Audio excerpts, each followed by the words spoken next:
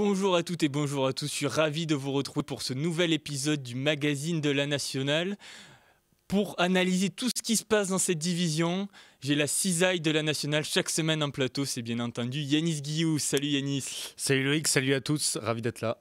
Alors lui, cisaille, mais un national chaque week-end, c'est Yanis Ponsol, troisième ligne d'Albi. Salut Yanis, ravi de t'accueillir ici en plateau dans notre rédaction. Bonjour, merci de me recevoir. Est-ce que c'est ton premier plateau télé ? Oui. Alors est-ce que c'est Oui. conforme à ce à quoi tu t'attendais, dans tes rêves les plus fous Franchement, c'est classe ici, c'est top, on est bien reçus. Alors on est bien à Toulouse, mais on va de suite filer à Clermont-Ferrand, retrouver notre joueur de la semaine qui est Amona Artaud. Salut Amona, est-ce que tu nous entends bien ?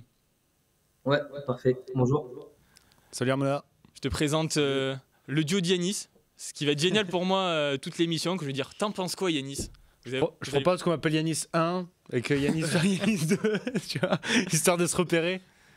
Bon, en tout cas, Amona, là tu es en vacances, tu es de retour chez toi, j'imagine que c'est quand même plus sympa les vacances après une belle victoire pour finir ce bloc.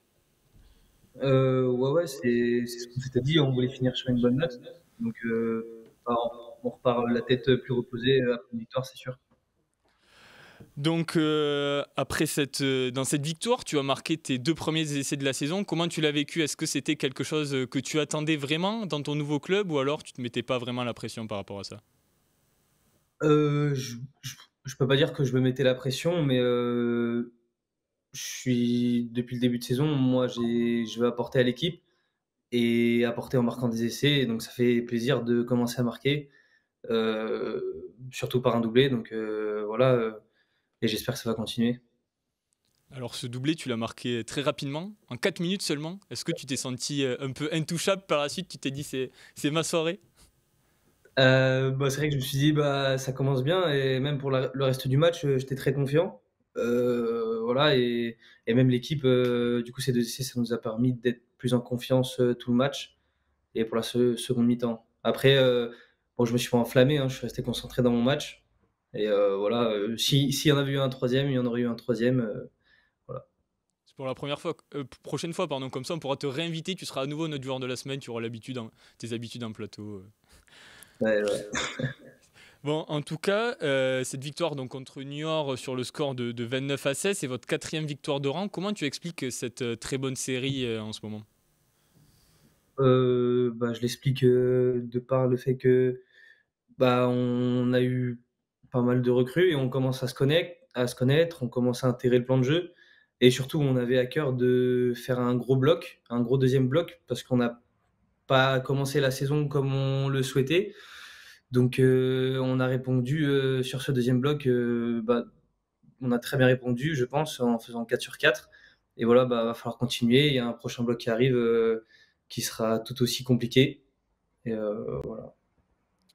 Amona, on le voit sur les images diffusées là à l'instant sur le plateau. Vous êtes bien trouvés, surtout au niveau des 3/4. Comment tu as jugé ce match de la part de vous trois derrière, entre Carré, Gogoladze et toi ? Vous êtes bien trouvés, quoi ? On s'est bien trouvé, tout le monde a fait son taf, je dirais. Et puis ça fait un moment que on met l'accent sur les semi-attaques et sur les contre-attaques à Massy avec notre coach Jamel. Donc ça fait plaisir que ça commence à rentrer. Et voilà, on espère qu'on va devenir encore meilleur et plus tueur sur ça. Voilà. D'ailleurs, toi, tu as l'habitude d'évoluer parfois en 15, parfois à l'aile. Quel poste te plaît le plus ? On me demande tout le temps ça. J'imagine. J'en ai pas C'est un peu de classique. préféré. Ouais, j'en ai pas forcément de préféré. Je sais qu'en 15, tu as plus de responsabilités au niveau du pied et des réceptions aériennes. Mais sinon, moi, ce que j'aime, c'est avoir de l'espace. Et en fonction de la dynamique du match et de l'adversaire, ça peut changer. Donc, j'ai pas forcément de préférence. Voilà. En tout cas, là, sur les images on a vu de l'espace, faut quand même pas t'en laisser trop, quoi. C'est dangereux pour les Ouais, défenses adverses. j'aime bien. Mais là, j'étais à l'aile en plus. Donc, ouais. Ouais. Est-ce que ce match n'est pas aussi le résultat de la confiance du groupe que vous avez accumulé maintenant depuis 4 matchs avec ces 4 victoires ? Là, vous sentez que c'est presque dommage que le bloc se finisse puisque vous étiez vraiment en forme, quoi. Oui, c'est sûr qu'on a engrangé de la confiance. Surtout qu'on a commencé le bloc par Périgueux, qui était, je pense, l'un des plus gros adversaires qu'on avait sur ce bloc. Et de victoire en victoire, on a gagné en confiance. Et même la dernière semaine d'entraînement, on a réduit les entraînements pour être plus frais pour le match. Et les entraîneurs, ils étaient assez confiants parce qu'ils sentaient que on commençait vraiment à se connaître, à comprendre le plan de jeu. Et voilà, on n'avait pas besoin de rebosser sur plus de choses que ça. Juste, voilà. Yanis, toi, tu n'as pas joué cette année contre Massy, c'était lors de la deuxième journée, mais j'imagine, observateur assidu de la nationale, tu as peut-être un avis sur cette équipe de Massy, qu'est-ce qu'elle t'inspire? Oui, Massy, c'est une équipe très joueuse. Voilà, leur trio de derrière, voilà, on sait qu'ils relancent tous les ballons, on sait que ça court, que c'est une équipe athlétique, que ça joue. Et ils nous ont mis à mal d'ailleurs. Ils étaient devant en première mi-temps chez nous, on revient sur la fin. Et ouais, c'est une très grosse équipe cette année, comme d'habitude. Et voilà, ils vont normalement jouer les phases finales. Et ouais. Ouais. C'est vrai qu'à Mona, tu gardes quel souvenir de ce déplacement à Albi qui était quand même assez frustrant en début de saison pour vous? Ouais, bah, justement, c'est le mot, très frustrant parce que à la mi-temps, on est devant et on se prend, un essai à la 40e, un essai, un carton jaune qui, pour la suite, bah, ont été déterminants puisqu'on perd le match et c'est très frustrant parce qu'on avait à cœur de gagner comme on avait perdu chez nous la semaine d'avant. Mais bon, voilà, on a su rebondir donc c'est le principal, on va dire. Ça peut vous servir pour la suite, justement, cette défaite-là? Tu dis que c'était frustrant et après vous avez enchaîné quand même. Donc, Ouais, ouais, bah, ça peut nous servir. De toute façon, on apprend beaucoup de la défaite. Après, je pense que ça peut nous servir sur, la discipline, savoir gérer, les moments forts comme les moments faibles et aussi en début d'année, on avait un problème, un peu avec les leaders et cetera donc ces matchs-là, ça peut aider à les faire sortir et voilà, avoir plus d'impact sur le groupe. À titre un peu plus individuel, donc toi tu es arrivé cet été de Tarbes, tu as joué les 8 premiers matchs de la saison. Comment tu vis cette intégration qui en tout cas visiblement en termes de feuille de match se passe plutôt bien pour toi quoi? Ouais, ouais, je suis très content, d'avoir autant de temps de jeu. Heu, voilà, bah, très content du choix du coach. Après, comment je le vis? Je pense que moi, j'aurais aimé, mieux faire sur tout ce temps de jeu, peut-être faire plus de «stats» entre guillemets, marquer plus, apporter plus à l'équipe. Après, voilà, je pense que ça va venir, là déjà, j'ai débloqué mon compteur d'essais donc ça va aller de mieux en mieux. Bon là, pendant les vacances, est-ce que tu vas un peu t'entraîner avec ton jumeau Enaimo ou pas? Est-ce que vous allez faire quelques Heu sprints entre vous? Oh le sprint, ouais, mais le cardio, non, ça, ils font des cardio à 7, ça fait assez peur. Mais non, là, lui, il est resté sur Paris parce qu'il doit s'entraîner. Heu et après, il me rejoint un peu plus tard, mais oui, souvent, on va buter ensemble, on fait des passes ensemble, on fait quelques trucs ensemble, ouais. Qui court le plus vite quand même, c'est ce qu'on veut savoir. Ah bah, bah, c'est moi, mais je pense qu'il a un plus gros cardio, mais c'est moi qui cours le plus vite. Bon, en tout cas, merci d'être venu nous voir. Et alors, attends, on va pas te quitter comme ça, on va pas te libérer comme ça. Je vous explique, chaque semaine, le joueur de la semaine pose une question et celui qui répondra, ça sera le joueur de la semaine prochaine.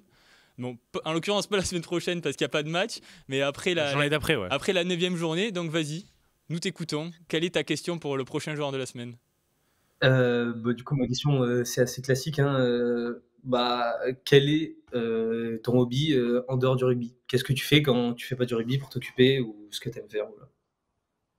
Bah écoute, Très bien. c'est bien noté, merci beaucoup et on se donne rendez-vous donc Le dans 2 challenge, semaines. c'est que tu répondes à ta propre question, du coup, dans 2 journées, quoi. Ah bah, ouais. Merci et bonnes vacances du coup dans les volcans auvergnats. Beh, merci beaucoup. Allez, salut, merci, Mona. Bonnes vacances. Au revoir, merci. Ciao. Toi du coup, vacances studio, c'était un plateau, toi, on te laisse pas le choix, t'es obligé de venir. Ouais, mais c'est cool, c'est cool. Est-ce que t'as quand même prévu quelques trucs ou pas pendant ces vacances?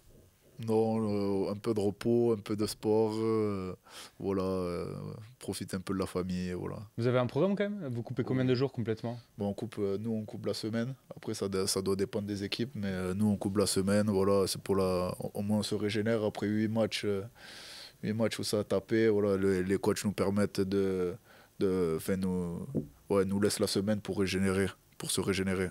Du coup, c'est cool. Alors, ce sera peut-être toi le joueur de la semaine après la 9e journée. Mais en attendant, est-ce que tu peux quand même répondre à la question d'Amona, toi, quels sont un peu tes hobbies en dehors du rugby, qu'on en apprenne un peu plus sur toi quand même? En dehors du rugby, j'aime bien voir mes copains, passer de bons moments avec les copains, quelques repas, voilà, profiter de la famille, la copine, voilà tout. Très simple, quoi. Ouais, tranquille. Bon, on l'a vu, notre invité Amona Artaud a marqué de bien belles essais. D'ailleurs, c'est le moment de regarder le top essai de la semaine. C'est parti. Allons-y.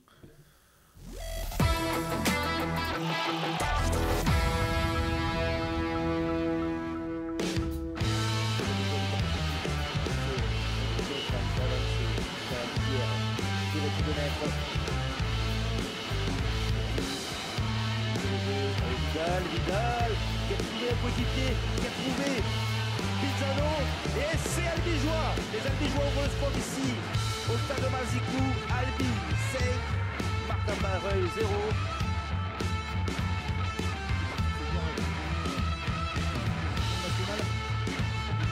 Avec Gogoladze qui est passé, la percée de Gogoladze et l'essai de l'ailier Massicois, le 3e essai pour Massi, c'est du tableau noir.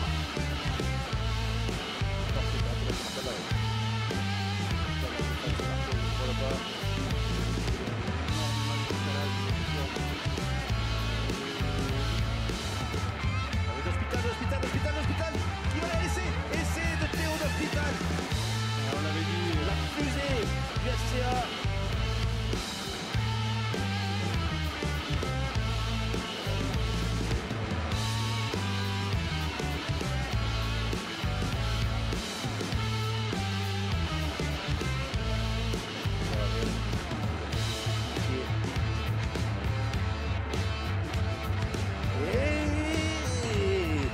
Et c'est Norman sur ce jeu au pied bien senti.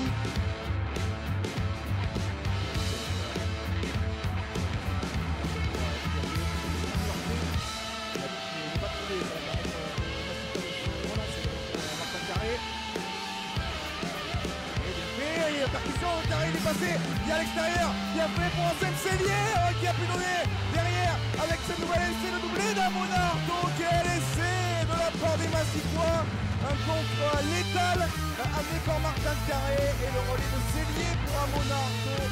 Le doublé pour les Massicois en à peine un quart d'heure.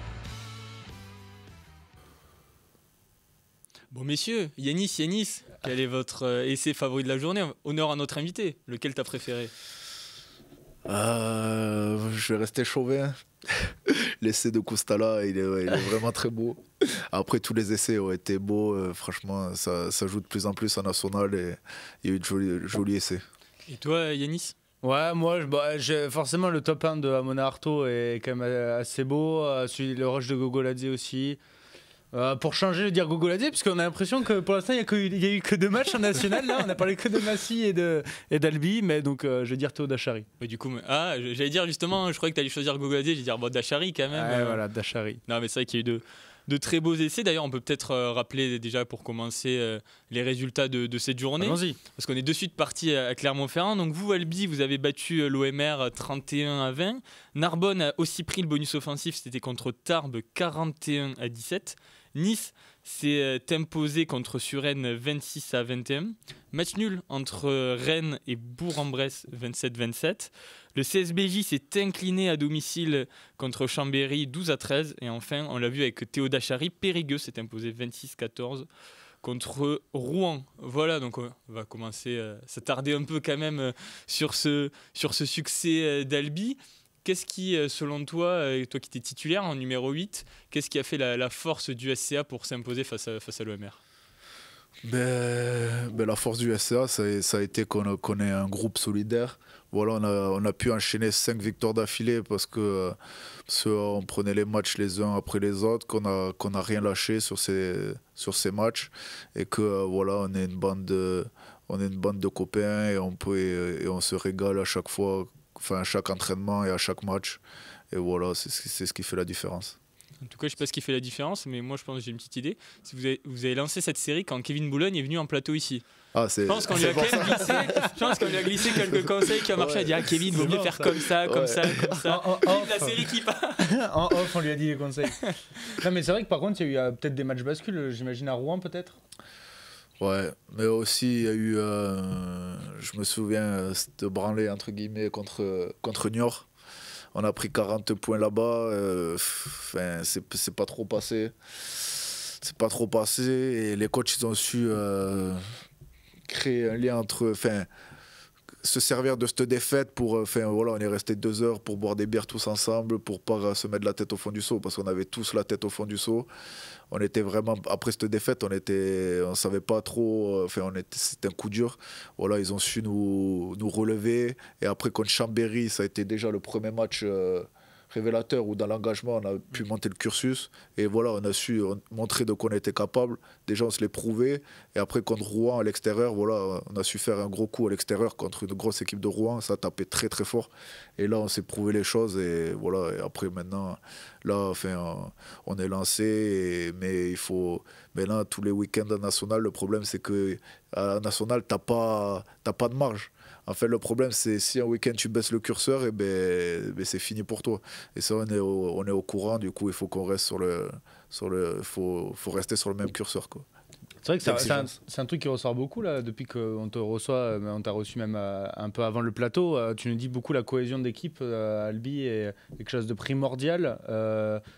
Comment elle s'est construite? Est-ce que c'est un groupe qui se connaît depuis X années ou est-ce que justement c'était récemment, vous avez fait des choses ensemble qui vous ont rapprochés? Ouais, mais je pense que sur la fin de saison l'année dernière, on a pu se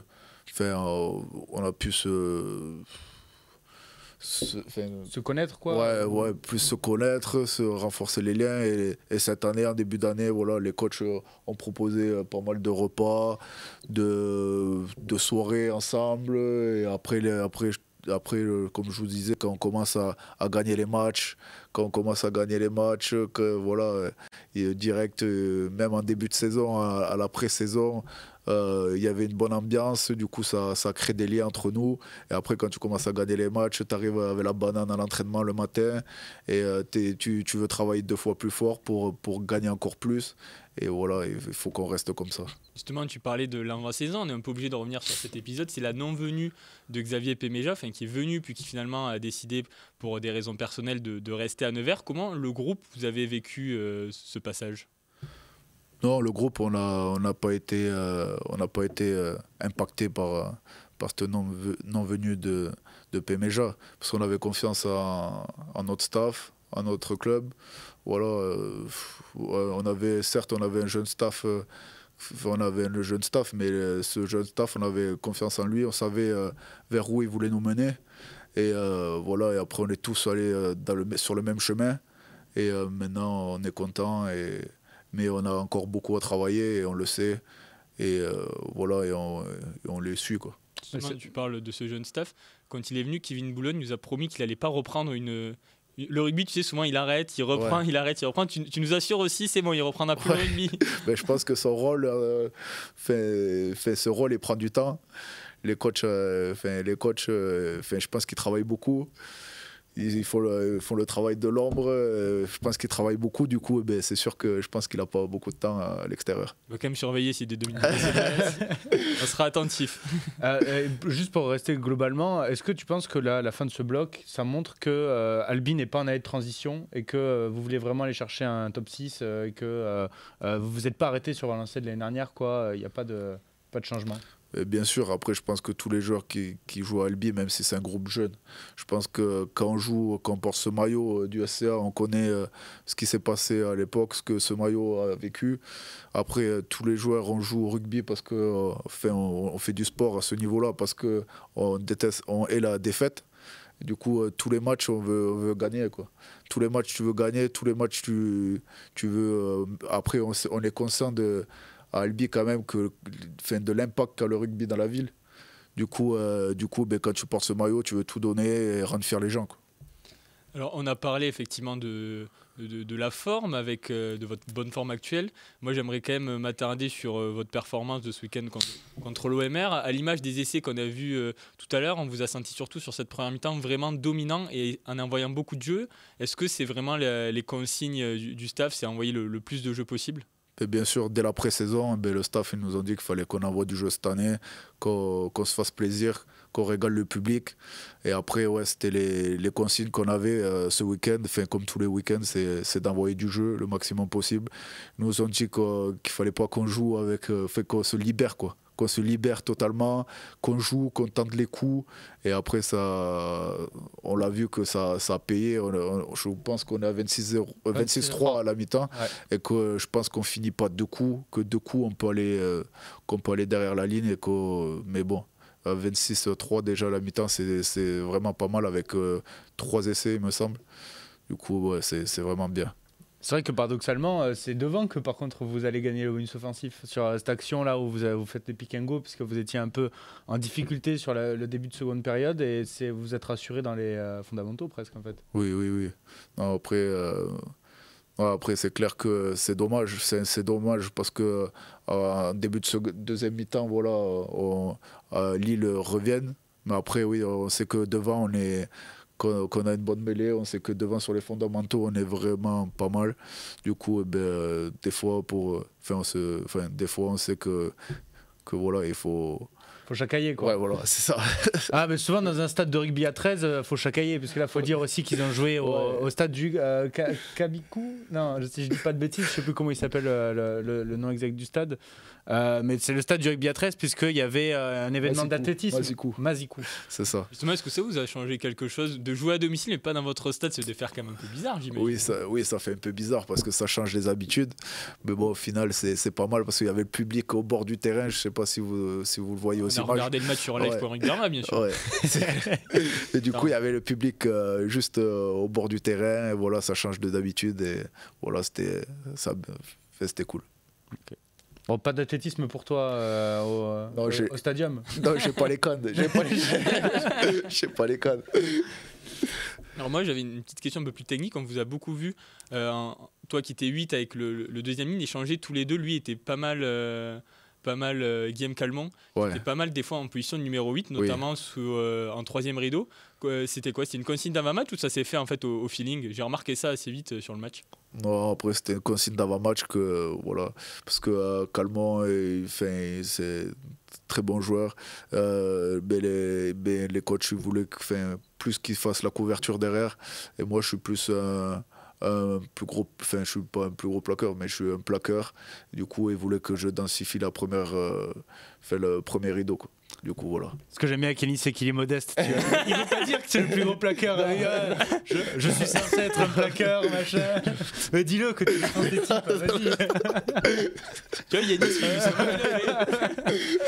il dit, quand il parle de lui en rugby, il dit je suis un utility back. Je suis polyvalent, les gars, je suis joué partout. Mais bon. Utility back en R3 quand même. Chacun son niveau. Après voilà, les croisés sont passés par là. On a déjà eu cette histoire sur Rugbyarama. Ça a été un peu notre fil rouge, hein, le genou d'Yanis. Ouais, voilà. Il va mieux en ce moment. Bon, on va te proposer quelque chose parce que vous marquez beaucoup d'essais, Albi, et c'est toi qui vas commenter un des essais.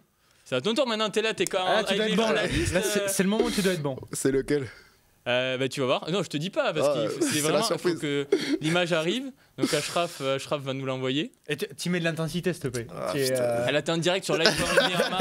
Tu commentes le match là. Il y a 100 000 personnes qui sont connectées en direct. Allez, c'est parti. Ruben pour JB, qui la met dans le dos pour Vidal. Jacob, Victorien, crochet. Allez, la balle sort vite. Ah non, pas encore. Bon déblayage de Calmont. Pour Vidal qui marque entre les perches. Ouais, c'est vrai que c'est pas évident. C'est un métier. Ah, t'as vu, c'est pas facile, c'est à 8 ans, on sait pas ce qui va se passer. Mais c'est bien, ça est bien sorti. Bon, mais on te retrouve dans la tribune commentateur alors pour le prochain match sur live.rugbyarama. Et encore, là, t'as vu, tu connais les joueurs. Parce que j'imagine, on t'avait fait commenter. C'est vrai que c'est dur. Bon, après, j'espère le jouer le prochain match. Oui. Mais sinon, on te fout un micro-joueur, là, comme. Puis là, tu commentes en même temps. On va rester sur ce match et on va lancer le top des déclègues, notamment Paul de Cavel, l'arrière de Marc-en-Barœul, qui est revenu sur la défaite d'Essiam.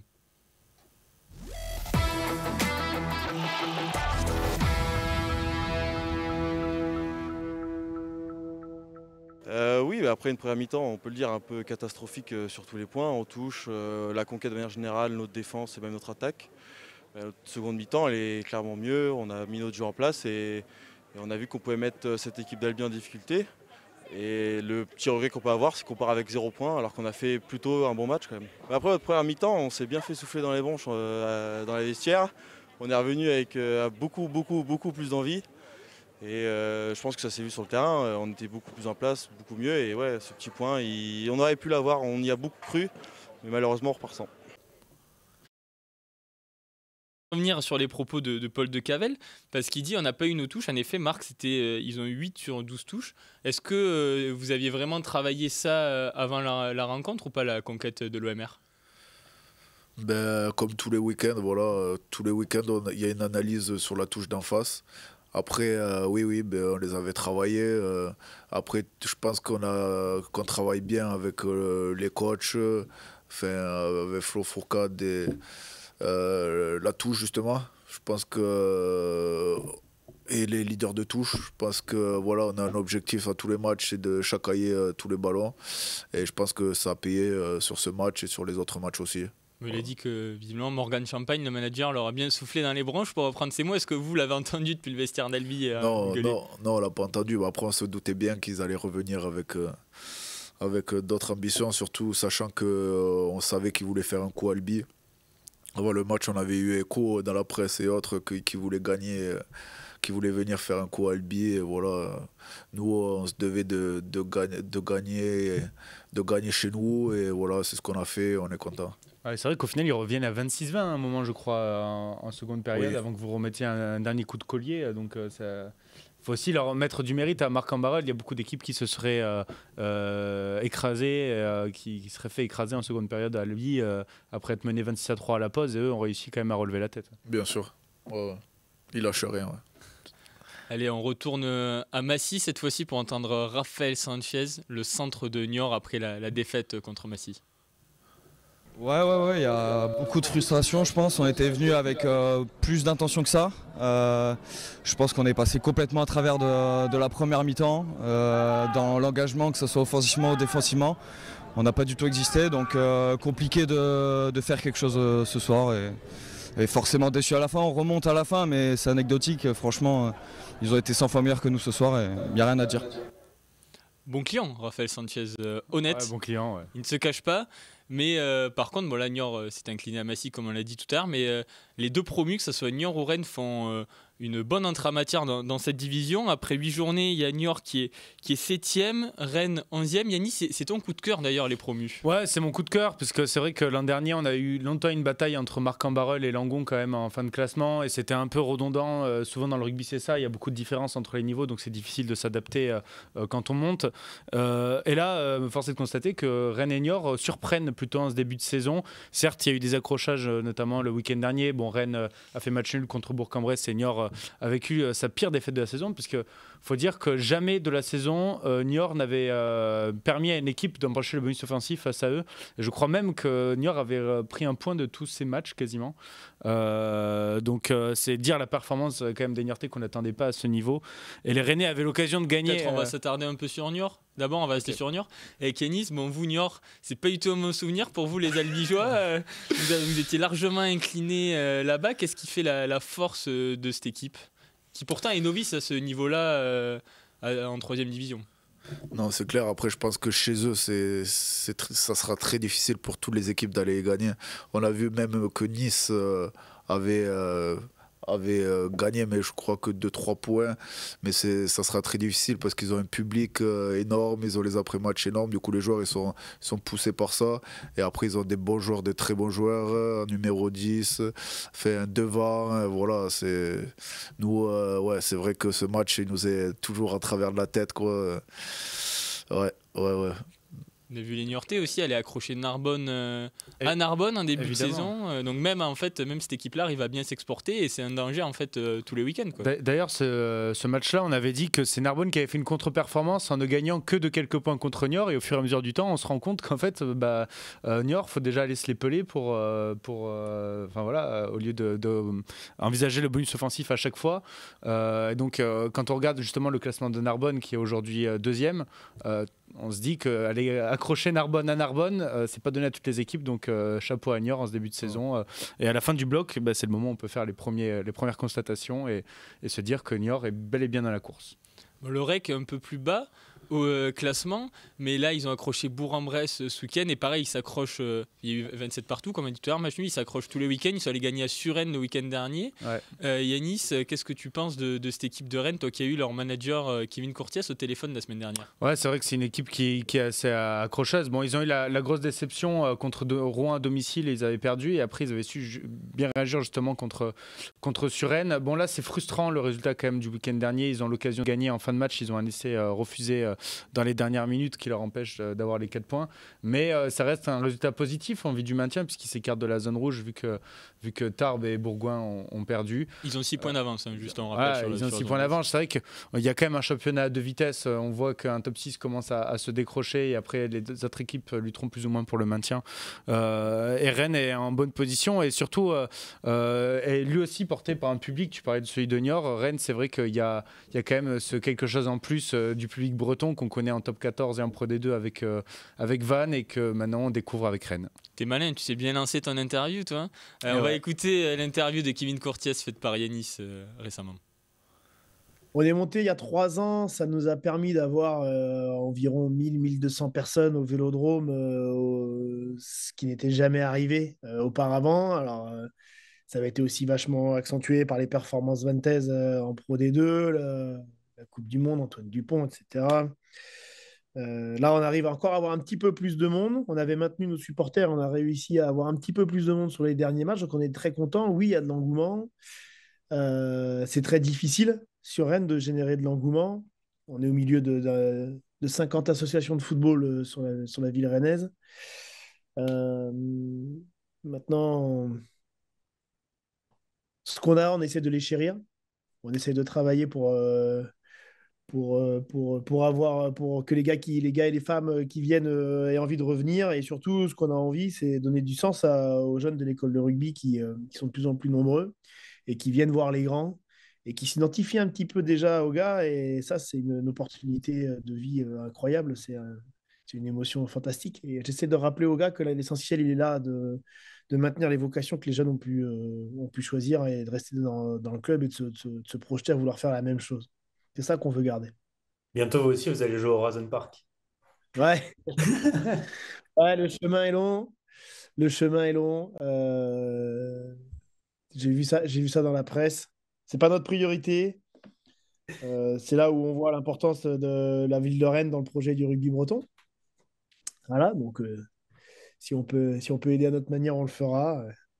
Et si jamais le match a lieu, peut-être qu'on ira taquiner les copains vantais derrière le banc de touche pour un petit peu les chambrer. Voilà. Yanis, c'est un plaisir de te voir. Super, génial. Merci à Ashraf à la réalisation pour cette super apparition. Mais c'est vrai que ce sera drôle de voir. Donc du coup, c'est, je sais plus exactement la date, mais c'est en novembre, Grenoble qui va se déplacer à Vannes au Horizon Park. Un dimanche soir, on rappelle à 21h. Intéressant si on voit les copains rennais derrière le banc de touche en train de donner de la voix pour les vantais, ce sera rigolo. Cette équipe de Rennes, donc, comme Kevin Courtiès le disait, était déjà montée en national pour la saison de 2022-2023. Ils avaient fini à l'époque champions de Fédéral 1. C'était la dernière année avant la Nationale 2. Première saison nationale, ils sont de suite redescendus. Là, ils sont remontés. Ils ont fait le choix de la stabilité, très peu de recrues. Yanis, toi qui commences à bien connaître cette division de la nationale, est-ce que justement le fait d'avoir un groupe resserré qui se connaît bien, est-ce que ça peut être une force justement pour survivre dans ce championnat ? Oui, bien sûr, parce qu'ils étaient sur la dynamique déjà de l'année passée. Du coup, les joueurs connaissent déjà les combinaisons, le projet de jeu. Du coup, il faut l'expliquer à moins de joueurs. Du coup, oui, je pense que ça sert de rester sur une bonne dynamique avec les mêmes joueurs. Est-ce que tu as hâte d'aller entendre la cornemuse, un peu comme on entend à Vannes avant, de l'entendre à Rennes, ça te ferait plaisir ? Oui, c'est clair, mais bon, pour nous, ça va faire loin le déplacement. Ça... C'est vrai que c'est le déplacement le plus long au final pour beaucoup d'équipes. Je pense que c'est un 12 heures de bus, voire minimum. Parce qu'après, Marc-en-Barœul, j'imagine, vous y allez en train. Faut gagner, parce que sinon le retour est long, quoi. C'est clair. Marc-en-Barœul, ça se fait sûrement en train, peut-être, j'imagine. On ne sait pas, parce que Marc-en-Barœul, ça sera qu'en mars, il me semble. Du coup, j'espère que le club va... Il y a une demande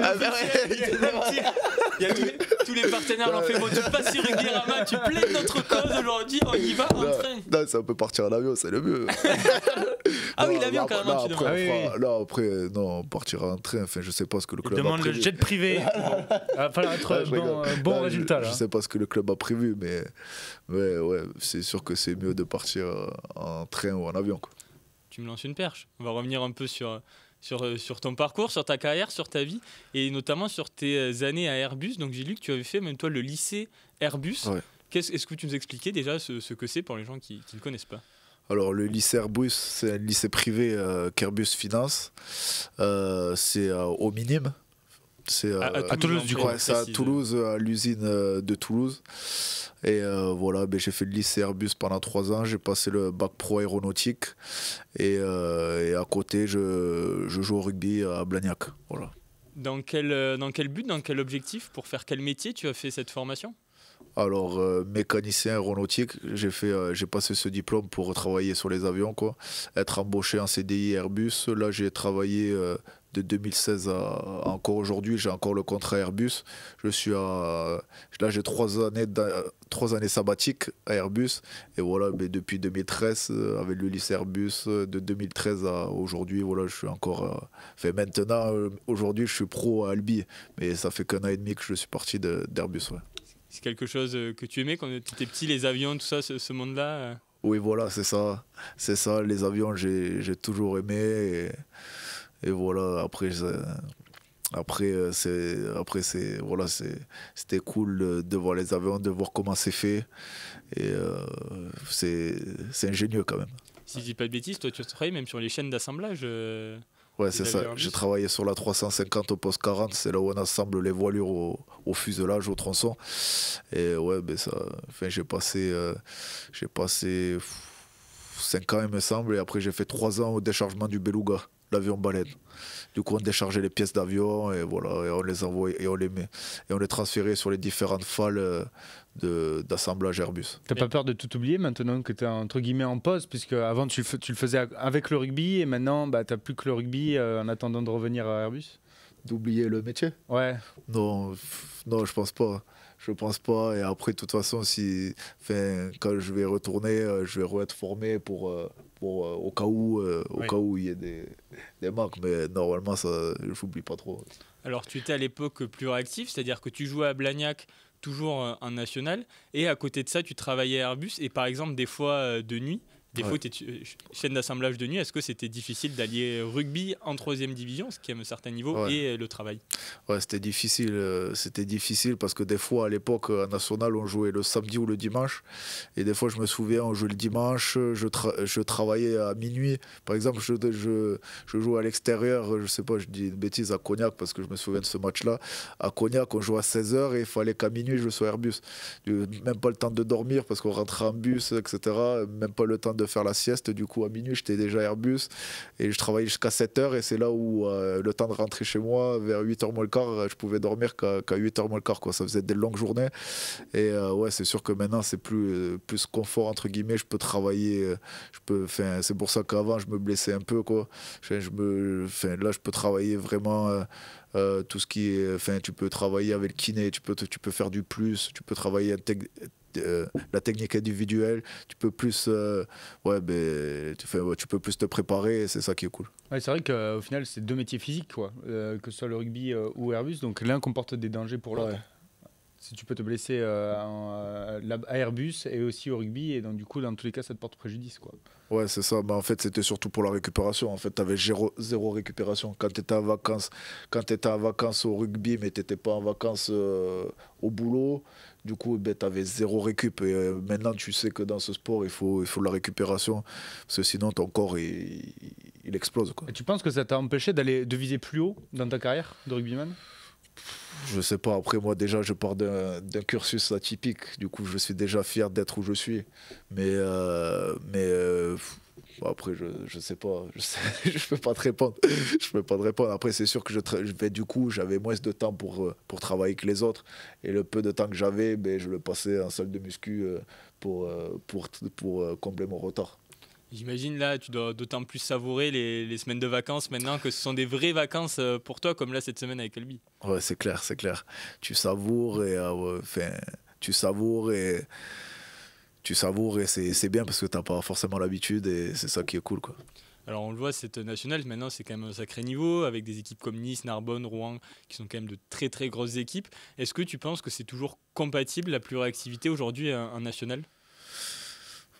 Déjà, je pense qu'avant, c'était pas forcément compatible. On y arrivait parce qu'on était aussi une bande de copains, qu'on lâchait rien.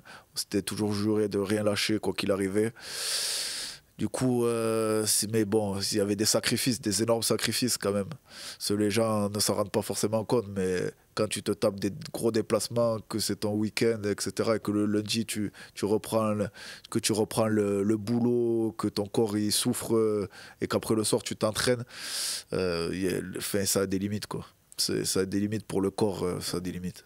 J'imagine que tes patrons, tes supérieurs étaient au courant de ton activité de rugbyman à côté. Est-ce que des fois ça te permettait quelques aménagements ou alors non, c'était strict, pas de passe-droit?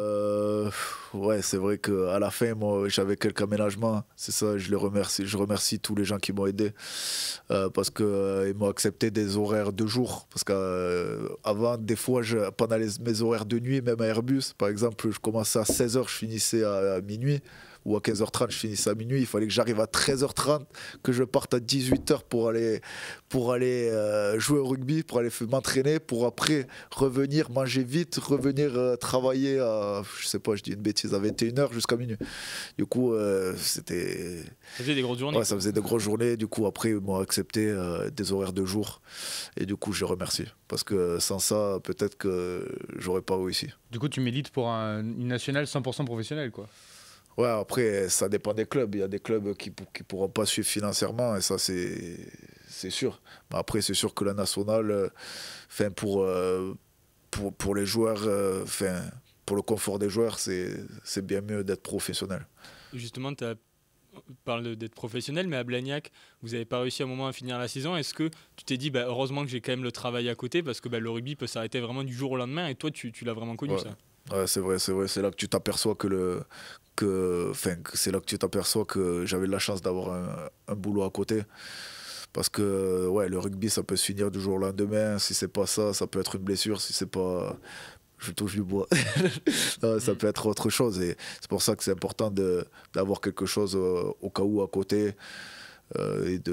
Voilà. D'avoir quelque chose au cas où à côté. Ouais. Vous êtes soutenu d'ailleurs entre joueurs blagnacais à cette période. J'imagine que pour certains, ça a dû être encore plus difficile puisqu'ils se sont retrouvés complètement au chômage. Après, oui, c'est sûr qu'on s'est soutenu parce que je pense que pour tout le monde, ça a été très difficile parce qu'on a pris ça du jour au lendemain. Que l'année d'avant, on avait fait une demi-finale à Dax. Enfin, la demi-finale retour, on l'avait gagné à Dax, qu'on avait un groupe énorme. Et je pense que ça a été très très difficile à digérer pour tout le monde. Et après, il y a eu des gens qui ont eu de la chance de rebondir comme moi, mais il y en a eu comme d'autres aussi. Mais il y a eu des bons joueurs qui ont pas eu de chance, qui sont restés entre guillemets sur le carreau. Et voilà, une grosse pensée à eux. Est-ce que vous êtes un peu liés maintenant quand vous voyez sur les terrains maintenant de National, vous vous rappelez de cette histoire commune? Tu sens qu'il y a un lien particulier entre vous de cette équipe-là? Oui, bien sûr. Bien sûr, on est tous restés copains et on se voit à l'extérieur. Et après, c'est vrai que y a d'autres mecs qui sont à National, du coup, on se chambre avant les matchs, avant de se jouer, on se chambre. Et voilà, c'est un plus. Ouais. Et Blagnac, vous les regardez toujours? Oui. C'est en Fédéral 1. En ce moment, c'est pas si mal en Fédéral 1. Ouais, ils sont très forts, Et ils sont très forts et ça joue aussi. Ça prend le ballon. Voilà, c'est une équipe qui joue beaucoup. Pour finir sur ça, est-ce qu'à la fin de ta carrière, tu te revois bosser à Airbus ou pas du tout? Oui, Airbus m'ont permis de prendre 3 années sabbatiques. Du coup, oui, normalement, je rebosserai Airbus au bout de ces 3 ans. falloir que tu négocies la fin des 3 ans pour rester à Albi. Ouais, non, mais c'est sûr que qu'Airbus, c'est une grosse boîte et voilà, c'est un confort d'y être. Quand même, après le rugby, c'est précaire, quoi. Oui, mais c'est ma passion et merci Albi de m'avoir recruté. Mais c'est une passion. On dit souvent que dans la région toulousaine, soit on travaille dans l'aéronautique, soit dans le rugby. Il y en a qui font les deux. Ouais. Bon, on va partir justement de la Haute-Garonne. Je vous propose d'aller à Pierre-Rajon, à Bourgoin, pour la boulette du week-end.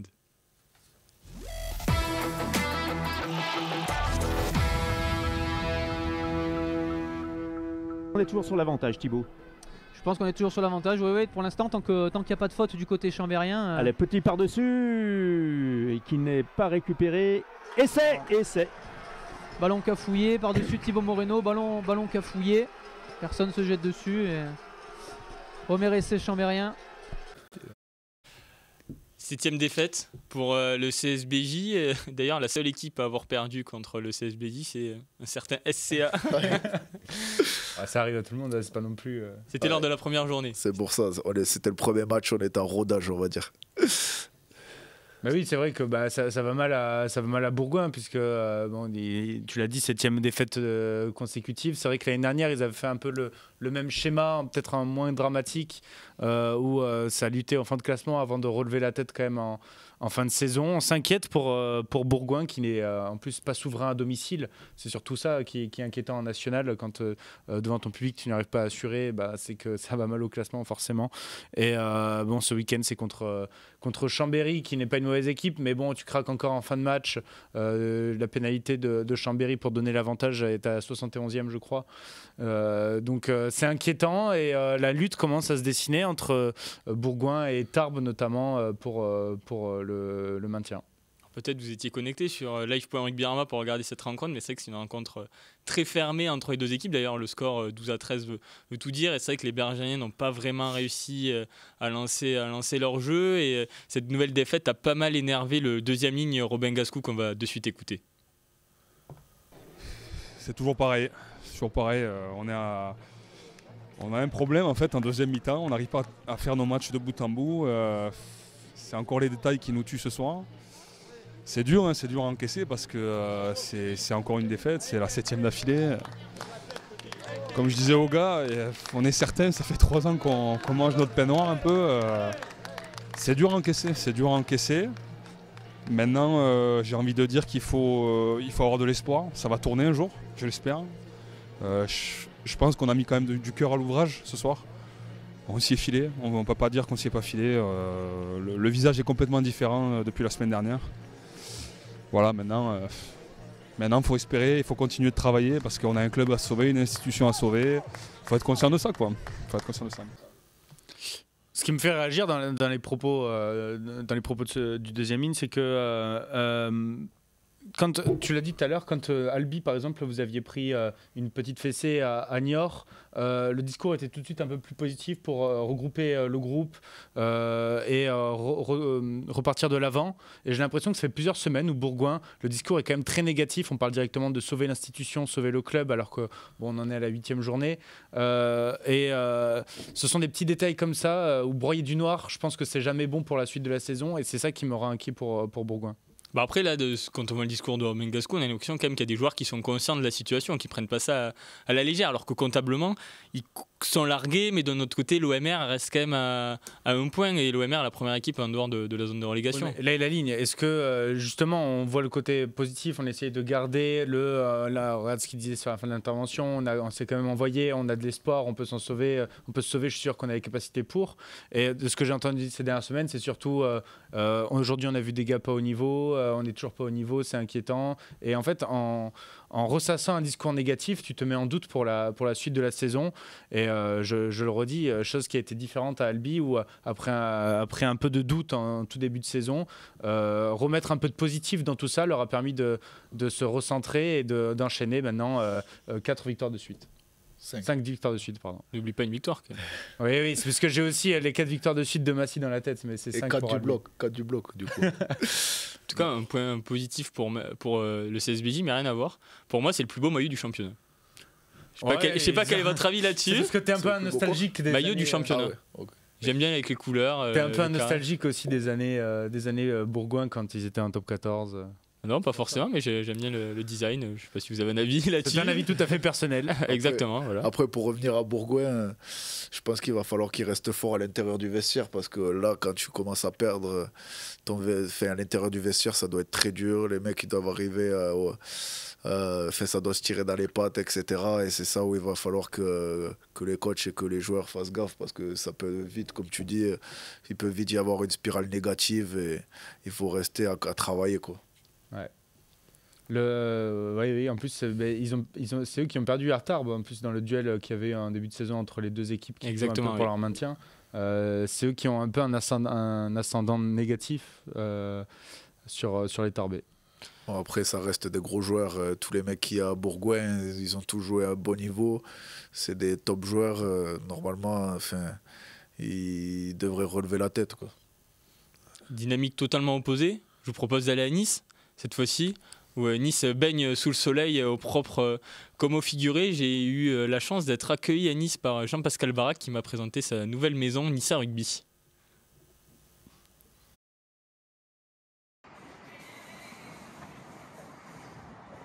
Bonjour tout le monde, Jean-Pascal Barac, voilà, je vous accueille aujourd'hui dans mon club Nissa Rugby. Donc là on est au stade, je vais partir me changer et après on va aller se rejoindre à la muscu. À toutes. En gros, on fait notre première série de bandes clopards.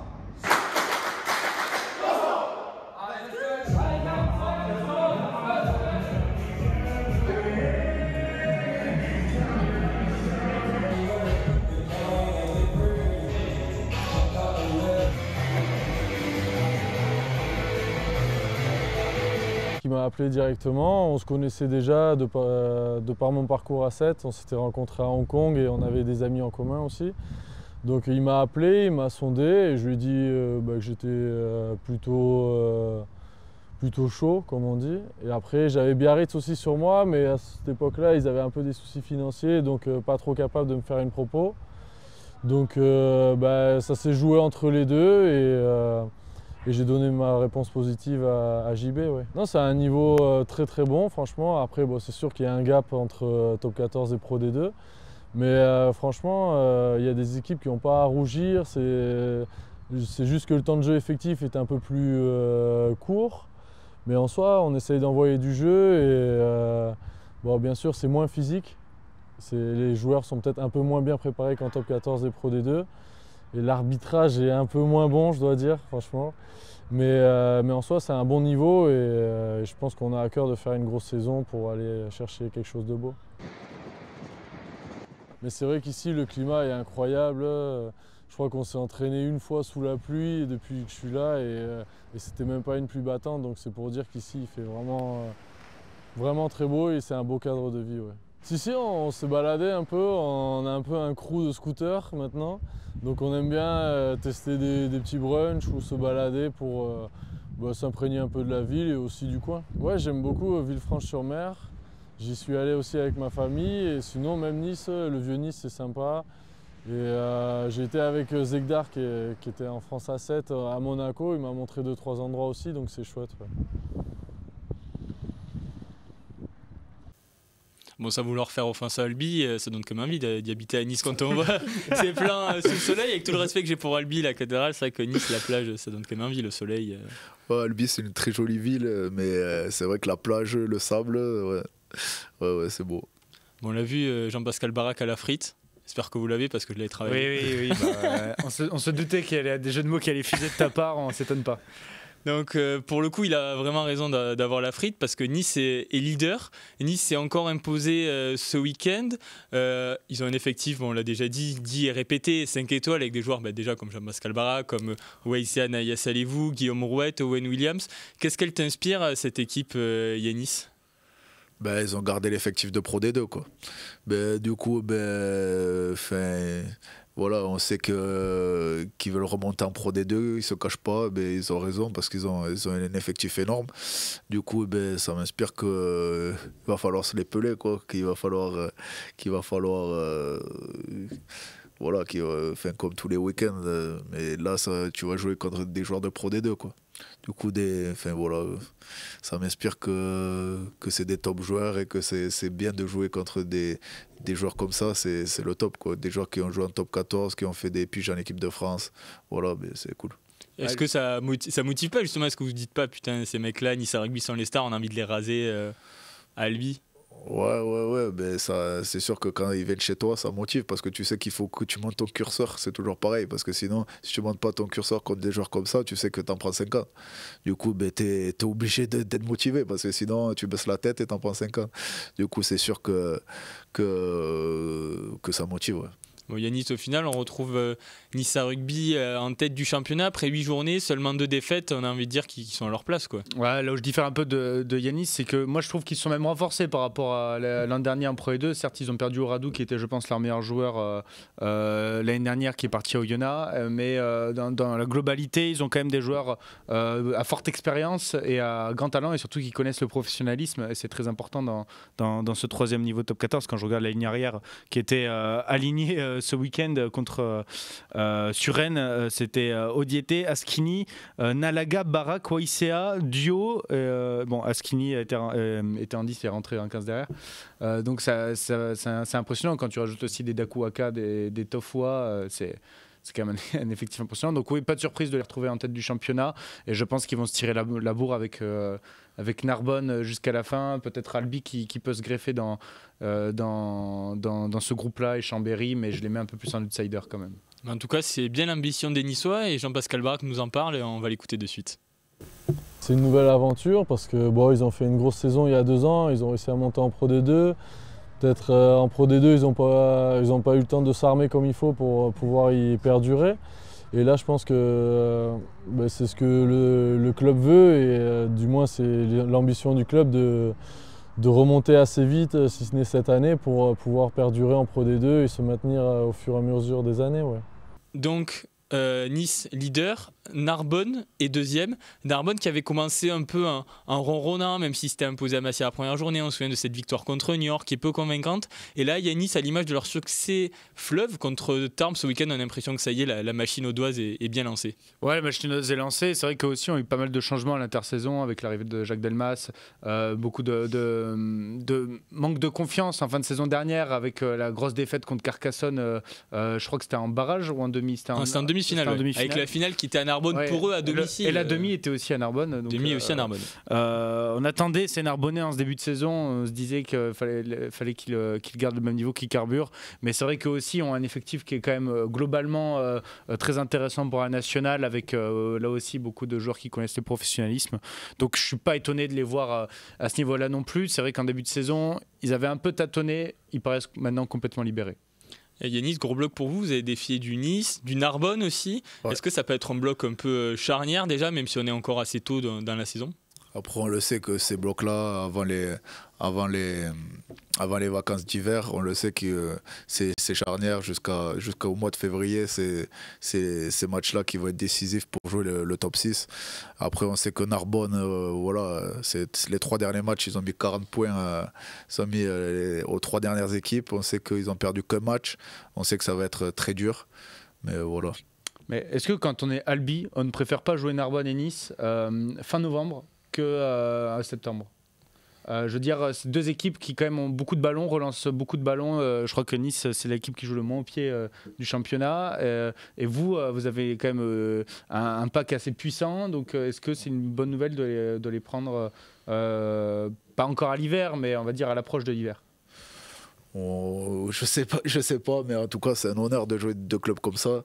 C'est un honneur de jouer à Narbonne. Enfin, voilà, c'est des stades emblématiques, et on sait que ça va être très difficile. Mais je pense qu'on va s'accrocher, qu'on va tout donner, et voilà. Pour finir avec les équipes du top 6, parce qu'on peut peut-être faire un petit point au classement. Nice est premier avec 31 points, Narbonne 2e avec 30 points, vous, Albi, 3e avec 28 points. 4e et 5e, Chambéry et Massy avec 27 points. 6e, Périgueux avec 25 points. Et derrière, on voit qu'il y a un petit gap qui se crée avec Niort et Rouen, 7 et 8e, qui sont à 19 points. Et justement, ce week-end, il y avait Périgueux contre Rouen, Yanis. Et ça, Périgueux qui s'est imposé à domicile, qui confirme en fait sa saison dernière où ils étaient arrivés jusqu'en barrage et où ils s'étaient d'ailleurs inclinés contre Rouen. Ouais, Périgueux, je trouve que je la qualifierais de valeur sûre de ce national à domicile. C'est quand même extrêmement solide. Je crois que l'année dernière, ça perd qu'une fois et c'était contre Langon, donc quand même une sacrée surprise. Et surtout, ça a un pack dominateur depuis maintenant quelques années. Ils s'appuient sur ça et ils continueront de s'appuyer sur ça, je pense, jusqu'au bout de la saison. L'année dernière, ça avait été jusqu'en barrage. Donc, qu'est-ce qu'ils vont nous mijoter cette saison? Peut-être les barrages à nouveau. Mais valeur sûre de cette nation. Oui, le pack construit par Didier Kazadei, on ne le présente plus avec notamment du Afa Mossa, beaucoup de joueurs d'expérience, du Manulé Atua. C'est un pack solide. Par contre, en revanche, Rouen, déception, mais c'est peut-être à cause de vous. Depuis que vous êtes allé gagner chez eux à Robert-Dieuchamp, vous les avez mis la tête au fond du sac. Après, le problème dans cette nationale, quand tu commences à perdre un match, tu te retrouves au milieu de tableau. Il n'y a pas de match, comme on disait. Ça se joue à quoi? À 3 points entre le 2e et le 6e. Je sais pas, ça se joue à 3 points. Entre le 2e et le 6e, 30 points et 25 points. Donc à 5 points, ouais. Ouais, à 5 points, ouais, du coup, c'est une victoire, quoi. C'est une victoire bonifiée, ça se joue à rien.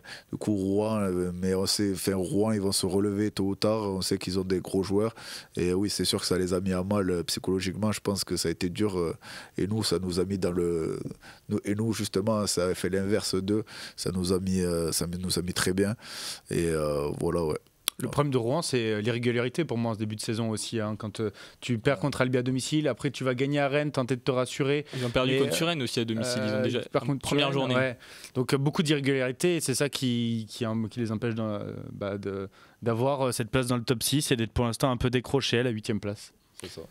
Il va falloir vite quand même revenir, non, parce que dans cette nationale, j'ai l'impression qu'il ne faut pas rester trop longtemps non plus décroché, ça peut vite partir. Après une bonne série, ça repart. Regarde Massy l'année dernière, qui était assez décroché pour le top 6 et qui a fait une deuxième partie de saison un peu de folie pour raccrocher le bon wagon. Prochaine journée, Rouen qui reçoit Bourgoin, votre équipe en difficulté, là, malheur au perdant déjà. Mais Rouen, c'est l'occasion pour eux parfaite de rester, justement de trouver un peu de continuité dans leur jeu. Mais on sait que Bourgoin est très revanchard, on l'a entendu tout à l'heure, donc ce sera un match intéressant à suivre. Autre match intéressant à suivre, et ça tombe bien, ce sera notre match Gold, c'est Bourg-en-Bresse contre Nice. Et qui de mieux pour parler de ça que Richard Savé, le manager de Bourg-en-Bresse, qui nous fait l'honneur d'être avec nous dans cette émission en visio. Bonjour Richard, je vous présente les Yanis qui sont avec moi en plateau. Yanis Ponsol, que je ne vous présente pas, j'imagine, 3e ligne d'Albi, et Yanis Guillou, notre chroniqueur. Que tu ne présentes pas non plus. Bonjour. Enchanté. Bon Richard, visiblement, vacances studieuses à Bourg-en-Bresse. Le violet sur les murs nous fait penser que tu es au stade. Oui, je suis au stade aujourd'hui, mais je suis resté off hier, donc j'ai profité un peu de la journée d'hier suite au déplacement de Rennes qui a été un petit peu long. Donc voilà, mais les joueurs reprennent le chemin d'entraînement jeudi.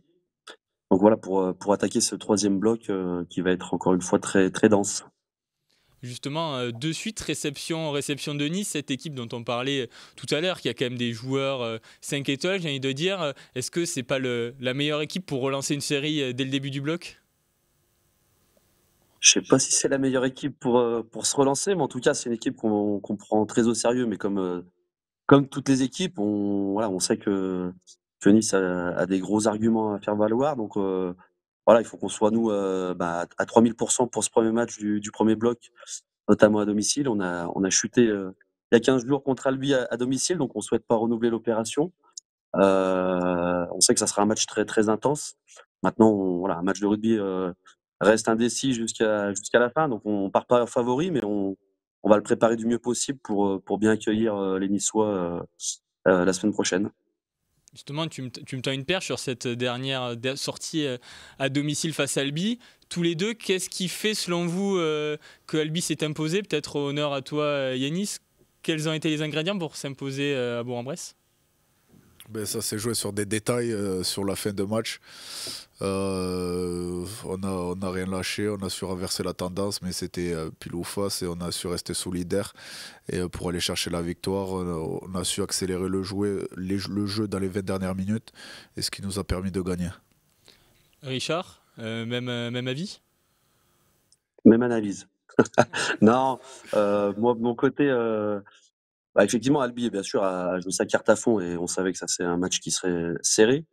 Après je crois que nous on avait l'opportunité sur notamment des pénalités de prendre le score et du coup de garder un petit peu d'avantage, au score. On n'a pas su le faire. Maintenant voilà, c'est comme le dit très bien Yannis, ça s'est joué, sur pas grand-chose. Donc ça aurait pu basculer d'un côté ou de l'autre. Ça a basculé à leur avantage. Donc, mais on était quand même satisfait du contenu proposé ce soir-là. On avait vraiment eu un beau match entre ces 2 équipes. Donc voilà, maintenant c'est sûr que perdre à domicile, c'est toujours embêtant pour la suite du championnat parce qu'il faut récupérer ses points. Voilà, on en a récupéré 2 ce week-end. Il faudra en récupérer d'autres à l'extérieur. Donc voilà, on sait qu'on est dans un championnat très dense. Le moindre faux pas à domicile peut coûter cher et c'est ce qui nous est arrivé. Donc voilà, on va s'atteler à bien préparer la réception de Nice. On en va ensuite à Périgueux, qui reste, comme vous l'avez dit, un leader de cette poule. Donc une équipe chez qui c'est toujours compliqué d'aller gagner, avec un gros pack affiché. Donc voilà, on prend les matchs les uns après les autres. On a un groupe qui est très rajeuni cette année. Donc on sait qu'on doit trouver aussi des automatismes, de l'expérience pour que tout le monde puisse évoluer à son meilleur niveau chaque sortie, quoi. Tu parlais de ces 2 points pris à Rennes pour revenir sur votre dernier résultat. Donc on le rappelle, 27-27 sur la pelouse du REC. C'est quoi? C'est 2 points de gagnés ou alors tu regrettes un peu les 2 points que vous avez laissés en route en Bretagne? Non, ça reste 2 points de gagnés puisqu'on prend 12-0 au bout des 10 premières minutes. Donc on a du mal à rentrer dans ce match. Malgré tout, l'état d'esprit fait qu'on arrive à revenir, à prendre le score. On est à 24-17 à un moment donné. On a l'occasion de scorer très fort et du coup là on loupe le coche. Je pense que si on score à ce moment-là, ça peut changer l'issue du match. Et voilà, 27-27, ils ont une situation d'essai en fin de match qui est avec un essai refusé. Donc ça reste 2 points de prix à l'extérieur qui sont toujours 2 points positifs et donc 2 points de prix, quoi. C'est votre 3e match nul de la saison. Personne ne peut en dire autant dans la division. On a l'impression que souvent vous êtes prêts, mais qu'il vous manque un petit quelque chose pour aller justement chercher ces victoires à chaque fois. Qu'est-ce qui vous manque justement selon vous? Ce qui nous manque, c'est un peu d'expérience. Je pense qu'aujourd'hui, le fait d'avoir ce groupe très jeune avec beaucoup de joueurs qui découvrent aussi la division, c'est ce qu'on paye à certains moments. Mais c'est ce qui fait aussi à certains moments quand on a cet état d'esprit qui nous a permis de revenir, notamment Rouen, on a été mené, donc on revient à la fin. Sur Rennes aussi, où on finit sur un match nul, mais on a été mené longtemps. Donc voilà, on paye un petit peu, on va dire, les qualités de ce groupe jeune et je crois que c'est qu'au fil du temps qu'on arrivera à avoir un peu plus de maîtrise pour valider ces issues et pas finir sur des matchs nuls, quoi. J'ai cherché un peu, j'ai fouillé dans les stats de notre partenaire Aya Sport et j'ai remarqué que vous étiez l'équipe de la division qui avait la plus faible possession en cumulé et seulement 14 secondes en moyenne de possession. Comment expliquez-vous cela? Peut-être justement cette jeunesse aussi, on veut faire les choses un peu trop vite? Ouais, il y a sans doute un peu de ça. Il y a aussi le fait qu'aujourd'hui on ne maîtrise pas non plus notre conquête à 100%. Donc on se met aussi en difficulté par rapport à ça. Mais bon, le groupe travaille et je crois qu'on devrait voir des jours meilleurs. Mais en tout cas, on a et le week-end dernier aussi à Rennes, on trouve qu'on a eu un contenu plus intéressant avec des phases offensives mieux maîtrisées. Donc on tend à ce que ça soit de mieux en mieux, forcément. C'est ce qu'on recherche.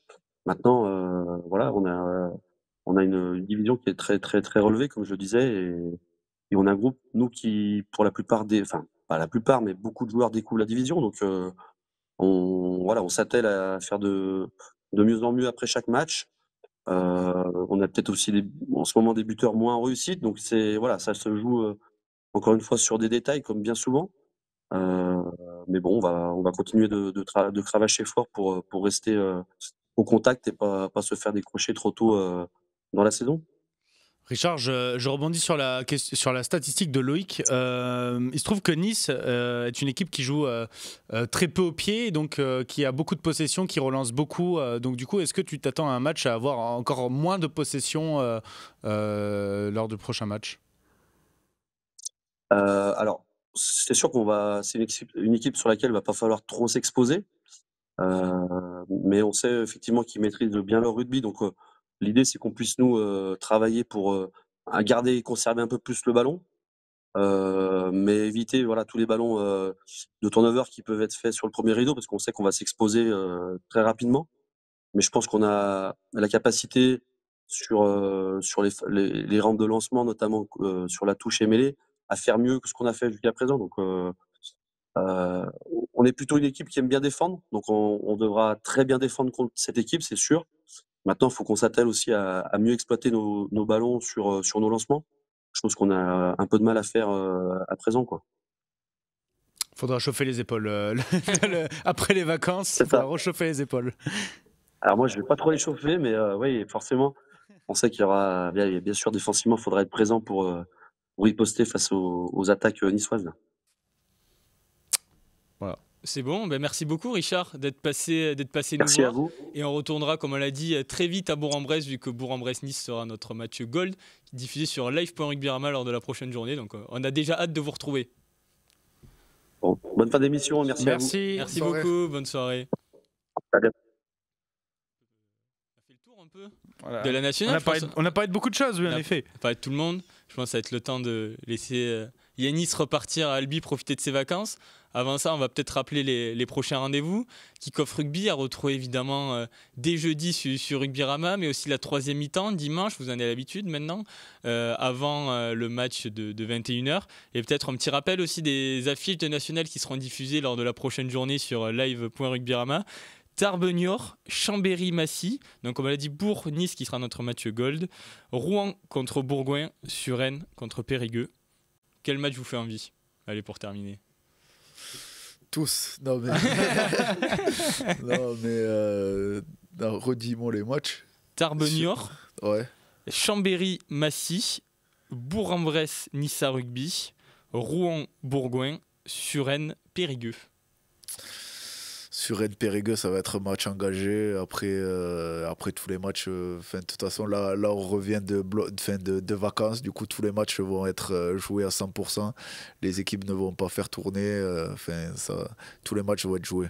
Et surtout, on a l'impression, quand on regarde ces affiches, Yanis, de toute façon, on a l'impression que chaque équipe peut gagner n'importe où, en fait. Oui, c'est vrai, même Chambéry-Massy, qui est vraiment un très gros duel, je pense. Massy a vraiment des arguments à l'extérieur, donc pour moi, ce sera un peu le match à suivre aussi de cette journée, mais bien sûr, branchez-vous sur live.rugbyrama pour aller tous les matchs. Ouais. Moi, j'ai envie quand même d'être une pièce sur ce Tarbes-Niort, parce que Tarbes s'est largement incliné à Narbonne le week-end dernier. La semaine d'avant contre Massy à domicile, donc je pense qu'ils vont vouloir réagir. Et Niort, comme on l'a dit tout à l'heure, c'est une équipe solide, donc voilà, moi, c'est le match sur lequel je mets une petite pièce. Très bien.